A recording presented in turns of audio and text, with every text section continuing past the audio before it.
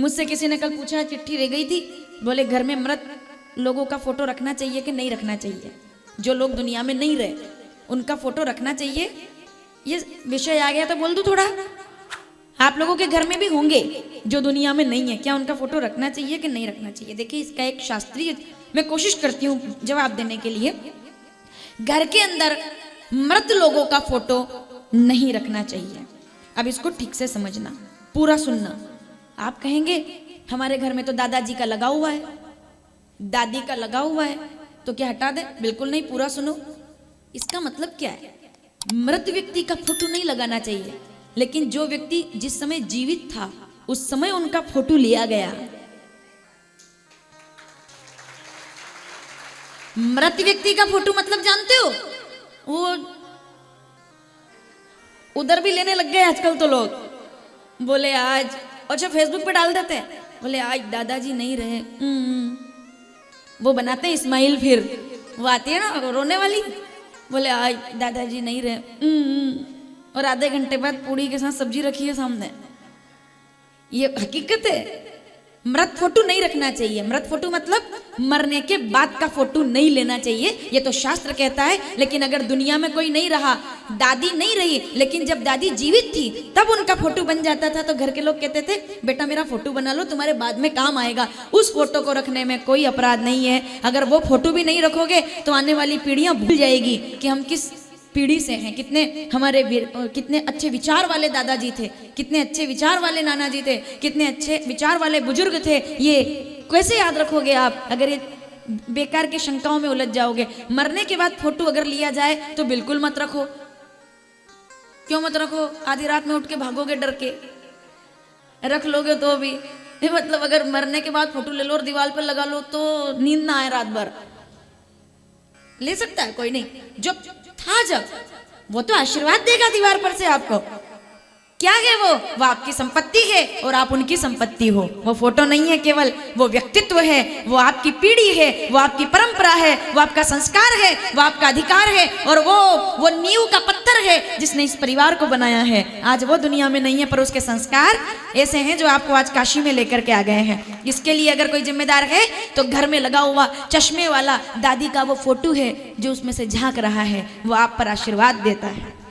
किसी के भी कहने से मत हटाना, वो तो बहुत जरूरी है। पीढ़ियां आशीर्वाद देती है हमें, बुजुर्ग। इसलिए मैं कहती हूँ वर्तमान में जियो, ये कम कर दो, इसको बीमारी हो गई है ये मानसिक, बुरा लगेगा आपको। जैसे ही कुछ अच्छा निकालो मोबाइल, आंखें नहीं खोलते, मोबाइल पहले निकालते, किसको दिखाओगे? कौन देखेगा? आज मोबाइल के माध्यम से लोग अपना जीवन चित्रण करने लगे। ये मुझे बोलना पड़ रहा है, किसी को किसी से कोई बात बोलनी होती थी ना पहले डायरेक्ट बोलता था कि तूने ये गलत किया है। ऐसे बुजुर्ग लोग बैठे होंगे, मुझे बताना अगर मैं ठीक बोलूं। आपके जमाने में जब कोई गलती करता था तो क्या आप उसको डांट करके बताते थे कि ये गलत है और ये सही है? बोलते थे? ये बोला जाता था कि तुम ये गलत कर रहे हो। आजकल अगर कोई गलती करे ना, डायरेक्ट नहीं बोला जाता, स्टेटस डाला जाता है। दूसरे को पढ़ाएंगे, तीसरे को बताएंगे, तब जाके, और 3-4 बार चेक करेंगे, बोले एक ने देखा, 2 ने देखा, जिसको दिखाना था उसने देखा कि नहीं देखा। 24 घंटे के अंदर अगर उसने नहीं देखा तो डबल डालना पड़ेगा। जान रहे हो मैं क्या बोल रही हूँ? स्टेटस क्या मतलब है? व्हाट्सएप स्टेटस का आपने क्या निकाला? फिर उसमें वो सुबह पहली 6:30 बजे, कुछ लोग ऐसे होते हैं, तालियां बजाइए उनके लिए। अब किसके लिए ताली बजाओ? जो सुबह उठ करके महाकाल की आरती का दर्शन डालते हैं उनके लिए ताली बजाइए। बगलामुखी का फोटो डालते हैं, ताली बजाइए। विश्वनाथ का डालते हैं, ताली बजाइए। जय श्री राम डालते हैं, ताली बजाइए। अयोध्या का डालते हैं, ताली बजाइए। और कुछ लोग डालते हैं, बोले जिंदगी ने केवल गम दिए, जो अपने थे कोई नहीं निकला। ये बीमार लोग हैं, जान रहे हो? इनको कोई नहीं झेल रहा।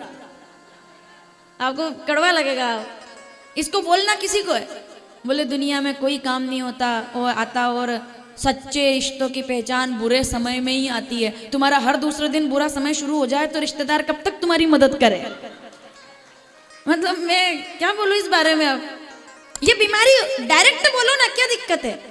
सीधे क्यों नहीं बोलते आप? अगर आप सही हो तो डायरेक्ट बात करो कि तुम्हारी ये बात मुझे गलत लगी।